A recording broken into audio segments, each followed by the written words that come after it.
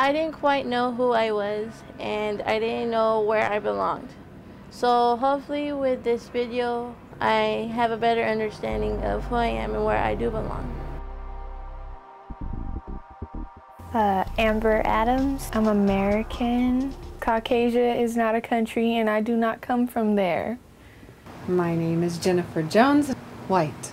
My name is Elmer Jones, I'm a black person. You get a lot of people from a lot of ethnic backgrounds and places here. This is a very diverse city. You know, from wherever they come from, and the attitudes where they come from, they bring with them. Run into some people who are, you know, very negative. Yeah. Parents would talk about, you know, sometimes you'd hear things about black people or something. And our attitude in that era was, we will find out for ourselves. We're not going to take your word for what a person is or isn't just by their color. Well, everybody's different, but everybody's all the same in that no matter who we are, we supposedly have the same blood running through our veins as the next person. I'll keep myself, thank you. I don't want to go black. No, I don't mind being with a black person, but I don't want to be black. Because you see the problems, and you've heard about problems that other races have had, and I don't want them. I don't look at another kind of person going, I wish I was one of those. No. It's a very interesting and sometimes frustrating experience. People they have their assumptions, they have their stereotypes just like everybody else does. They look at me and they're like, oh my God, just gotta be like this Buffy cheerleader. I'm a cat, like Tilly. We walked into a restaurant and some white guys were sitting at a table and they were like, hello, homeboy. And I was like, what does that mean? And he's like, I don't know. So then they come over to us before they leave and they're like, well, to me, well, God bless you, because nobody else is gonna. When my mother told me a story once about when I was a baby, and where they were in the supermarket, and she had to go get something, so she left me with him in line, and I started crying, and this little old white lady in front of her turns around, and she's like, did you steal that child from her mother? And he'd be like, yes, I did.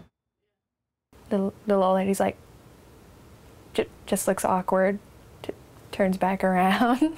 It's ridiculous that people would assume something like that. That's outrageous. You just assume that he took somebody's baby and he's just hanging out in the supermarket with it.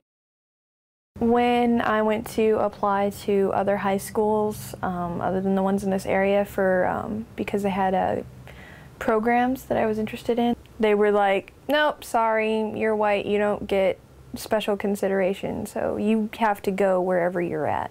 So it didn't matter how good my grades were, it didn't matter how equipped I was for the program that they had, it didn't matter because I was white.